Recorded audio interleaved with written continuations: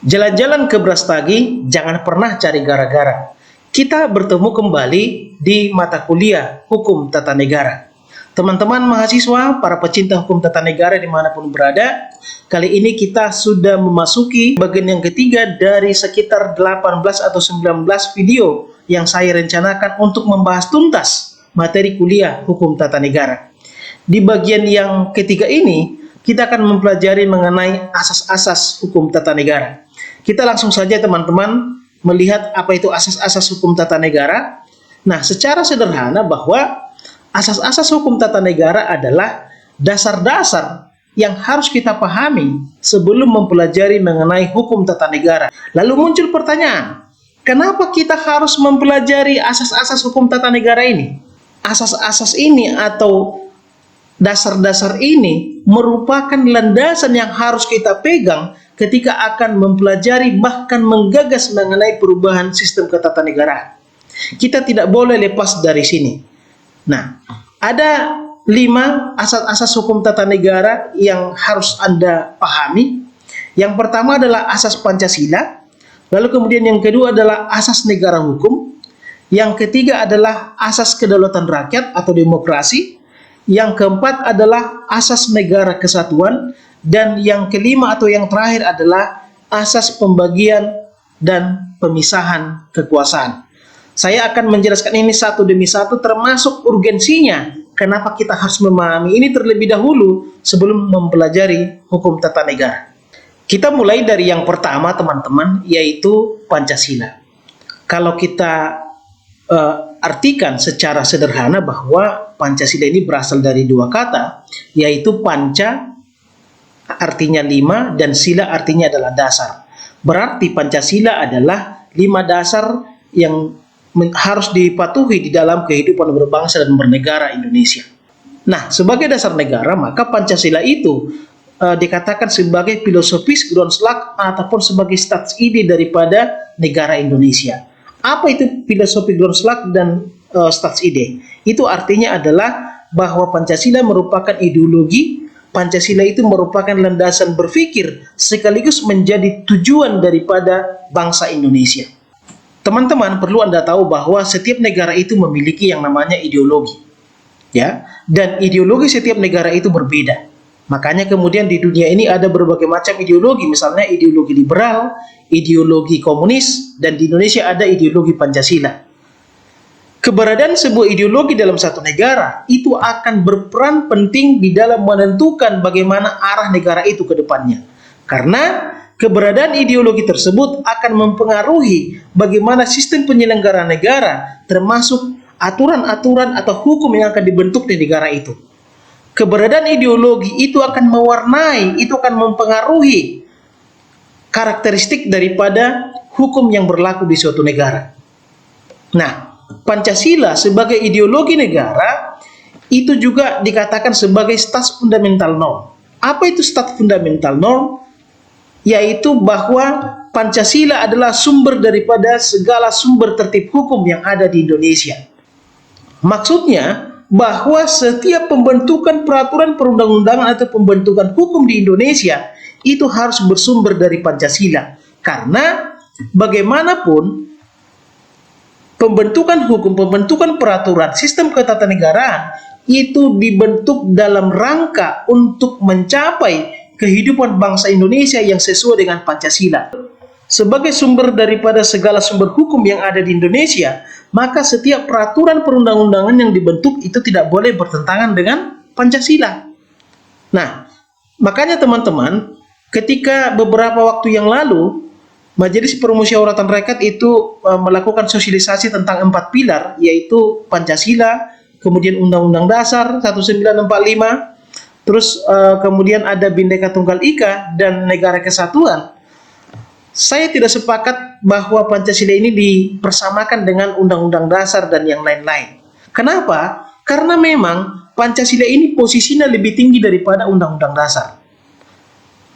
Pancasila ini adalah stat fundamental norm, sedangkan Undang-Undang Dasar adalah stat Grundgesetz ataupun Grundnorm. Saya tidak sepakat bahwa Pancasila ini dikatakan sebagai pilar, tapi menurut saya bahwa Pancasila ini adalah sebagai lantai ataupun dasar ataupun landasan. kalau dibaratkan dengan rumah teman-teman, kalau misalnya pilarnya itu runtuh, misalnya satu pilar runtuh, itu masih bisa diselamatkan, ya. Rumahnya itu belum tentu runtuh semua. Tapi kalau lantai ataupun dasar ataupun pondasi dari satu rumah itu sudah hancur, maka kemudian rumahnya itu sudah pasti hancur. Makanya pembukaan Undang-Undang Dasar 1945 merupakan salah satu bagian dari Undang-Undang Dasar 1945 yang tidak boleh diubah, karena memang di dalam pembukaan Undang-Undang Dasar 1945 tersebut terdapat yang namanya Pancasila sebagai dasar negara. Karena kalau misalnya ada peluang atau kesempatan untuk mengubah Pancasila, maka di situ juga ada kesempatan untuk mengubah ataupun menghancurkan negara Republik Indonesia. Oke, kita sekarang masuk ke asas yang kedua, yaitu asas negara hukum. Nah, secara sederhana teman-teman, bahwa makna daripada asas negara hukum itu adalah bahwa setiap penyelenggara negara harus berdasarkan pada hukum. Artinya di sini, setiap orang harus tunduk kepada hukum, termasuk pemerintah ataupun penyelenggara negara. Ide mengenai konsep negara hukum ini salah satunya diutarakan oleh Plato. Plato mengatakan bahwa penyelenggaraan negara yang baik adalah yang didasarkan pada pengaturan hukum yang baik. Ini bisa dibaca di dalam bukunya Nomoi. Lalu kemudian muncul pertanyaan teman-teman, kenapa harus ada yang namanya konsep negara hukum itu? Kenapa dia bisa muncul? Nah, perlu Anda tahu bahwa negara hukum ini muncul sebagai antitesis terhadap praktik absolutisme yang diterapkan oleh raja-raja terdahulu, ya. Di mana dalam praktik absolutisme di situ ada muncul adagium ataupun istilah-istilah. Misalnya yang pertama adalah bahwa hukum adalah raja. Apa yang keluar dari mulut seorang raja itulah yang menjadi hukum. Kemudian yang kedua ada istilahnya juga atau adagiumnya the king can do no wrong, bahwa raja itu tidak pernah bersalah.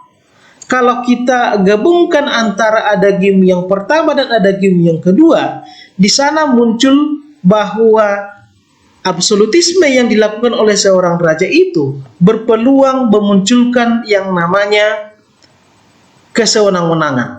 Seperti yang dikatakan oleh salah satu ilmuwan dari Inggris, yaitu Lord Acton. Dia mengatakan bahwa power tends to corrupt, absolute power corrupt absolutely. Kekuasaan itu akan cenderung disalahgunakan, dan kekuasaan yang absolut pasti disalahgunakan. Karena raja itu memiliki hawa nafsu, memiliki keinginan untuk semakin lebih besar, semakin berkuasa dan semakin berkuasa, maka dengan kekuasaan yang absolut, itu akan memunculkan niat dia, nafsu dia untuk melakukan penyelewengan demi memperbesar kekuasaannya. Inilah yang kemudian yang ditakutkan ketika hukum di suatu negara itu hanya bertumpu kepada apa yang dititahkan atau dikatakan oleh seorang raja. Makanya dalam konsep negara hukum, raja sendiri harus patuh kepada hukum. Dan hukum itu adalah hukum yang dibuat atau disepakati antara raja sebagai pemimpin dan rakyatnya sebagai yang dipimpin. Nah, selanjutnya kita akan melihat jenis-jenis daripada konsep negara hukum yang ada di dunia. Kalau dibagi teman-teman, bahwa konsep negara hukum itu ada dua bagian besar, yaitu konsep rule of law yang berlaku di negara-negara Anglo-Saxon, dan yang kedua adalah konsep Rechtsstaat yang berlaku di negara-negara Eropa kontinental. Kalau dikatakan Anglo-Saxon itu adalah negara Inggris, ya, Eropa kepulauan, sedangkan Eropa kontinental atau Eropa daratan itu adalah negara-negara yang ada di Eropa Barat, misalnya Prancis, Belanda, dan lain-lain. Kita mulai dari konsep rule of law. Nah, konsep rule of law seperti yang saya katakan tadi kan itu muncul di dataran Inggris. Konsep rule of law ini muncul karena perkembangan-perkembangan dalam kehidupan manusia, dan itu muncul secara evolusioner. Dia muncul secara perlahan-lahan. Ketika melihat bahwa kehidupan masyarakat itu semakin kompleks, maka dibutuhkan adanya pengaturan-pengaturan hukum. Ketika muncul yang namanya persaingan-persaingan bebas karena kita tahu bahwa konsep rule of law ini muncul di negara-negara liberal, maka persaingan antara individu yang satu dengan individu yang lain itu harus diatur di dalam hukum. Makanya kalau Anda lihat ciri-ciri daripada konsep rule of law ini lebih kepada supremasi hukum dan persamaan hukum. Nah, kita lihat di sini ada 3 ciri utama daripada konsep rule of law. Yang pertama adalah adanya supremasi hukum. Artinya di sini bahwa hukum itu berada di atas segala-galanya. Hukum itu harus dipatuhi oleh siapapun, baik itu raja maupun masyarakat biasa. Kemudian yang kedua adalah adanya persamaan hukum. Artinya di sini bahwa individu yang satu dengan individu yang lain itu memiliki kedudukan yang setara, tidak ada kasta-kasta. Dan yang ketiga adalah adanya asas legalitas atau kepastian hukum. Nah, konsep rule of law ini sendiri agak berbeda dengan konsep Rechtsstaat yang ada di Eropa kontinental. Artinya ini berlaku di Eropa daratan dengan sistem hukumnya adalah civil law. Konsep Rechtsstaat ini muncul akibat revolusi untuk melawan absolutisme yang berkembang di suatu negara. Ya, salah satunya misalnya adalah revolusi Prancis. Makanya kalau Anda baca ciri-ciri daripada konsep Rechtsstaat, ini lebih kepada pembatasan kekuasaan daripada raja ataupun pemimpin. Nah, kita mulai dari ciri-ciri yang pertama, yaitu adanya pengakuan dan perlindungan hak asasi manusia. Nah, dari ciri yang pertama ini semakin tampak jelas bahwa hak asasi manusia itu harus dilindungi. Kenapa? Karena memang sebelumnya absolutisme raja itu tidak memperdulikan atau tidak memperhatikan yang namanya hak asasi manusia. Karena bagaimanapun absolutisme itu tentu akan bertentangan dengan HAM. Absolutisme itu akan rawan dengan pelanggaran HAM. Kemudian yang kedua adalah negara didasarkan pada pembagian kekuasaan. Kenapa harus ada pembagian kekuasaan? Nanti teman-teman akan saya jelaskan. Ada beberapa cara untuk mengurangi ataupun melawan absolutisme. Salah satunya adalah dengan membagi kekuasaan itu. Ketika kekuasaan itu dibagi, itu akan mengurangi absolutisme daripada kekuasaan itu sendiri. Terus kemudian yang ketiga adalah pemerintahan berdasarkan undang-undang. Artinya tidak lagi berdasarkan seperti yang tadi, titah daripada raja atau ada istilahnya the king can do no wrong. Tetapi semuanya itu harus dilaksanakan berdasarkan hukum atau peraturan perundang-undangan. Kalau misalnya raja melakukan tindakan yang berlawanan dengan undang-undang atau hukum, maka dia bisa juga dihukum. Tetapi dalam konsep absolutisme, raja itu tidak mungkin bersalah, artinya dia tidak mungkin dihukum. Dan yang ketiga, yang keempat adalah adanya peradilan tata usaha negara. Apa sih makna daripada peradilan tata usaha negara atau PTUN ini? Maknanya adalah bahwa PTUN ini dibentuk untuk mengadili kebijakan-kebijakan daripada negara yang merugikan masyarakat. Nah, ini kembali ke statement awal kita tadi bahwa konsep Rechtsstaat ini kan muncul sebagai antitesis terhadap absolutisme raja. Dengan adanya konsep Rechtsstaat, absolutisme itu tidak mungkin lagi. Kenapa? Karena kebijakan seorang raja, kebijakan seorang pemimpin sendiri itu bisa diadili oleh PTUN. Lalu bagaimana konsep negara hukum di Indonesia? Nah, kalau kita berbicara konsep negara hukum di Indonesia, itu dasar konstitusionalnya bisa Anda baca di dalam pasal 1 ayat 3 Undang-Undang Dasar 1945. Di sana dikatakan bahwa Indonesia adalah negara hukum.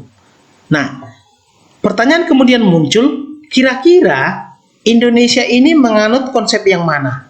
Apakah menganut konsep rule of law yang ada di Inggris atau konsep Rechtsstaat yang ada di Eropa daratan? Teman-teman, pada awalnya memang konsep negara hukum yang ada di Indonesia itu adalah konsep Rechtsstaat, karena kita tahu bahwa Indonesia bekas jajahan Belanda. Namun kemudian di dalam perkembangannya, ternyata Indonesia itu tidak hanya menganut sistem ataupun konsep Rechtsstaat, tetapi juga menganut konsep rule of law. Makanya kalau dikatakan Indonesia menganut sistem yang mana atau konsep yang mana, Indonesia menganut kedua-duanya. Lalu kemudian apa sih buktinya bahwa Indonesia sekarang itu menganut yang namanya sistem negara hukum, teman-teman, salah satu ciri khas Indonesia sebagai negara hukum adalah keberadaan Mahkamah Konstitusi. Sebelum adanya Mahkamah Konstitusi, undang-undang itu merupakan produk daripada politik. Undang-undang yang dibentuk oleh Presiden bersama dengan DPR itu adalah kesepakatan-kesepakatan politik. Dan yang bisa membatalkan undang-undang itu adalah orang-orang politik, yaitu DPR dan juga Presiden. Tetapi setelah adanya Mahkamah Konstitusi, maka kemudian produk-produk politik atau kesepakatan-kesepakatan politik dalam bentuk undang-undang itu, ketika dia bertentangan dengan Undang-Undang Dasar, bisa dibatalkan oleh Mahkamah Konstitusi. Artinya, kesepakatan-kesepakatan politik dalam bentuk undang-undang tadi itu tidak boleh bertentangan dengan hukum, yaitu Undang-Undang Dasar 1945. Di sini semakin nyata bahwa hukum itu berada di atas politik. Oke, nah selanjutnya yang ketiga, kita akan membahas mengenai asas kedaulatan rakyat atau demokrasi. Nah, secara sederhana teman-teman, kalau dikatakan kedaulatan rakyat berarti kekuasaan ada di tangan rakyat. Atau dalam sederhananya dikatakan pemerintahan dari rakyat, oleh rakyat, dan untuk rakyat. Dalam konteks yang lebih luas, makna daripada kedaulatan rakyat itu adalah bahwa dalam penyelenggaraan pemerintahan itu harus melibatkan atau membutuhkan yang namanya partisipasi rakyat, baik secara langsung maupun secara tidak langsung. Sama seperti konsep negara hukum teman-teman, bahwa demokrasi ataupun kedaulatan rakyat ini muncul sebagai antitesis terhadap praktik absolutisme. Dan ide-ide mengenai demokrasi ini sudah mulai muncul pada masa Yunani kuno, di mana pada masa Yunani kuno ini diterapkan yang namanya sistem demokrasi langsung. Artinya, dalam mengambil keputusan, raja ataupun pemimpin langsung berdialog dengan rakyat. Sistem seperti ini bisa diterapkan karena memang pada masa itu masih berlaku yang namanya sistem negara kota ya. Jadi, karena jumlah masyarakatnya masih sedikit, rakyat itu masih bisa dikumpulkan di satu tempat untuk bermusyawarah dengan rajanya. Sistem demokrasi itu berkembang ke Romawi kuno. Di Romawi kuno inilah kemudian muncul istilah republik ya, berasal dari kata res dan publica, yaitu tindakan-tindakan ataupun kebijakan-kebijakan atau peristiwa-peristiwa yang dilakukan demi publik. Itu. Lalu asas demokrasi ini semakin berkembang dengan adanya Magna Carta. Perlu Anda tahu teman-teman bahwa pada awalnya kan negara Inggris itu merupakan negara yang absolut. Tapi kemudian dengan adanya Magna Carta, absolutisme raja itu dipreteli. Kenapa saya katakan seperti itu? Karena pada masa Magna Carta ini ada protes atau permintaan dari bangsawan-bangsawan yang lain yang meminta supaya kekuasaan itu tidak dimiliki atau diselenggarakan oleh raja sendiri, tetapi ada yang namanya pembagian kekuasaan. Kekuasaan ataupun penyelenggaraan negara itu dibagi juga kepada bangsawan-bangsawan yang lain. Makanya teman-teman, Magna Carta inilah yang melahirkan adanya istilah House of Lords yang ada di Inggris, di mana kita tahu bahwa lembaga perwakilan di Inggris itu kan dibagi atas dua. Ada House of Lords dan House of Commons. House of Commons itu merupakan pilihan rakyat, sedangkan House of Lords itu adalah perwakilan-perwakilan daripada istana. Oke? Kemudian yang keempat adanya Revolusi Prancis. Nah, Revolusi Prancis ini adalah sebagai salah satu upaya untuk menggulingkan absolutisme Raja Louis, dan pada masa inilah muncul tokoh-tokoh seperti Montesquieu dan C.C. Rousseau yang memprakarsai yang namanya pembagian ataupun pemisahan kekuasaan. Dan sejarah demokrasi ini semakin berkembang dan berkembang, misalnya puncaknya itu ada dalam Deklarasi Universal Hak Asasi Manusia yang dibuat oleh PBB pada tahun 1948. Sekarang kita akan melihat bagaimana konsep demokrasi itu di Indonesia. Untuk melihat bagaimana konsep demokrasi di Indonesia itu tidak bisa kita lepaskan dari Undang-Undang Dasar 1945. Dan ada perbedaan konsep demokrasi yang diterapkan pada Undang-Undang Dasar 1945 sebelum perubahan dengan setelah perubahan. Nah, hal itu bisa dilihat dari bunyi pasal 1 ayat 2 Undang-Undang Dasar 1945 sebelum perubahan yang mengatakan bahwa kedaulatan berada di tangan rakyat dan dilaksanakan sepenuhnya oleh MPR. Artinya di sini bahwa MPR adalah pemegang tunggal kedaulatan rakyat itu. Sehingga MPR didaulat sebagai lembaga tertinggi negara dan lembaga-lembaga negara lain termasuk presiden itu bertanggung jawab kepada MPR. Lalu kemudian terjadi perubahan pada pasal 1 ayat 2 Undang-Undang Dasar 1945 setelah perubahan. Di sana dikatakan bahwa kedaulatan berada di tangan rakyat dan dilaksanakan menurut Undang-Undang Dasar. Artinya, MPR sebagai lembaga tertinggi negara, sebagai pemegang kedaulatan rakyat sebelumnya, itu tanda kutip dipreteli kewenangannya, dipreteli keberadaannya ataupun kedudukannya, dan kedaulatan rakyat itu dilaksanakan menurut Undang-Undang Dasar. Pertanyaannya, apa maknanya kedaulatan rakyat dilaksanakan menurut Undang-Undang Dasar?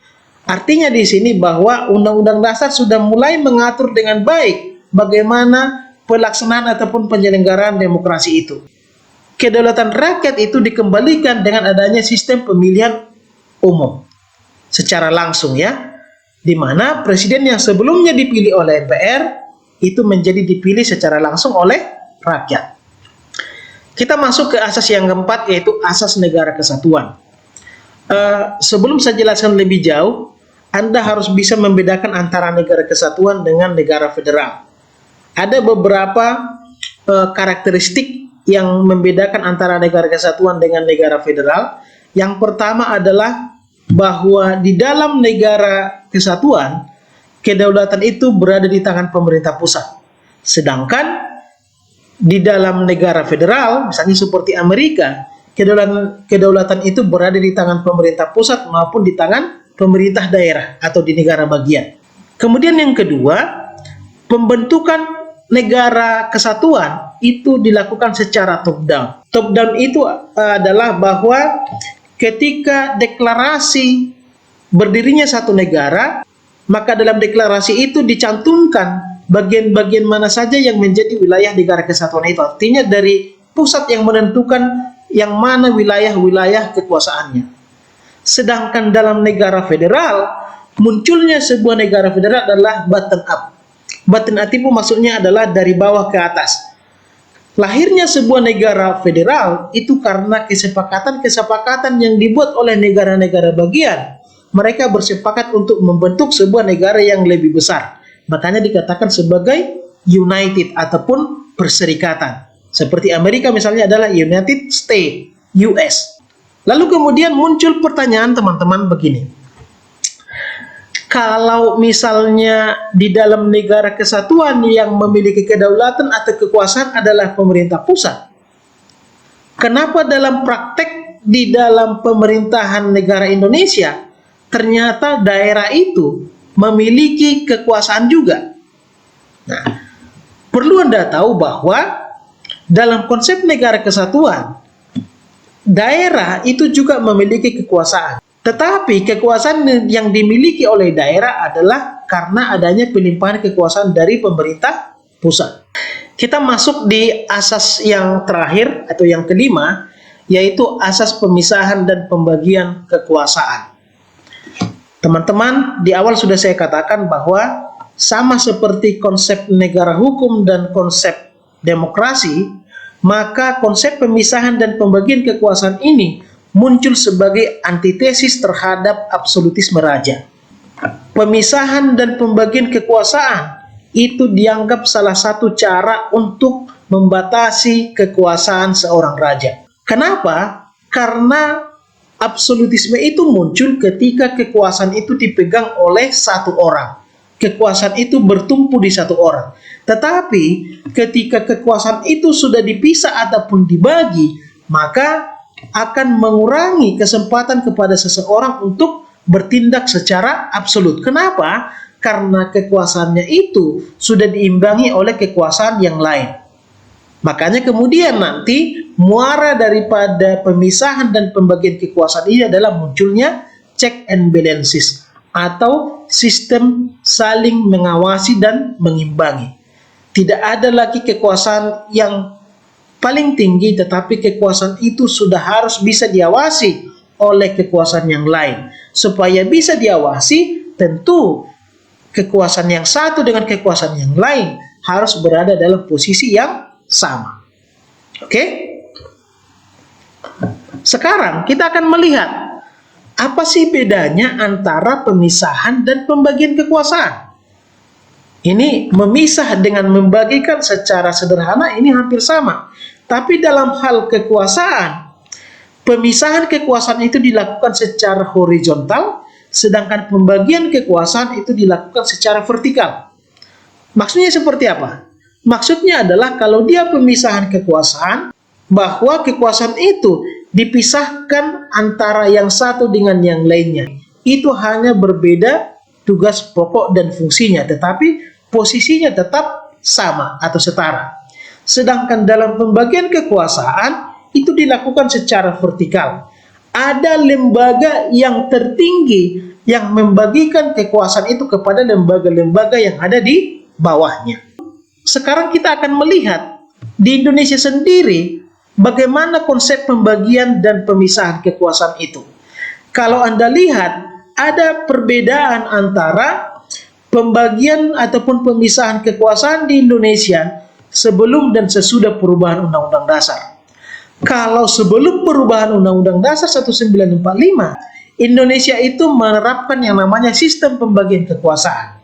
Karena pada masa itu ada lembaga tertinggi negara yang memegang kedaulatan rakyat, yaitu Majelis Permusyawaratan Rakyat.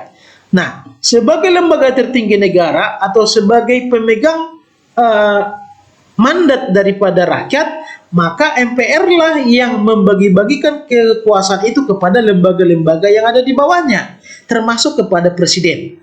Makanya, karena yang memberikan kekuasaan itu kepada presiden adalah MPR, maka presiden harus bertanggung jawab kepada MPR bagaimana dia melaksanakan kekuasaan yang diberikan oleh MPR itu. Tetapi kemudian setelah perubahan Undang-Undang Dasar, menurut saya bahwa Indonesia tidak lagi menerapkan sistem pembagian kekuasaan, tetapi sudah menerapkan pemisahan kekuasaan. Karena pada rezim Undang-Undang Dasar 1945 setelah perubahan, tidak ada lagi istilah lembaga tertinggi negara, tetapi lembaga negara itu memiliki kedudukan yang setara dengan lembaga negara yang lain. Kekuasaan itu hanya dipisahkan, tetapi antara yang satu dengan yang lain, kedudukannya tetap setara. Yang memberikan kekuasaan ataupun kedaulatan itu kepada lembaga-lembaga negara itu adalah Undang-Undang Dasar, ya, karena di dalam pasal 1 ayat 2 dikatakan bahwa kedaulatan berada di tangan rakyat dan dilaksanakan menurut Undang-Undang Dasar. Itulah asas-asas hukum tata negara yang harus Anda pahami, teman-teman. Perlu Anda catat bahwa inilah yang menjadi pegangan saudara ketika akan membahas hukum tata negara dalam konsep yang lebih rinci dan lebih teknis. Oke, saya rasa demikian. Semoga video ini bermanfaat dan terima kasih.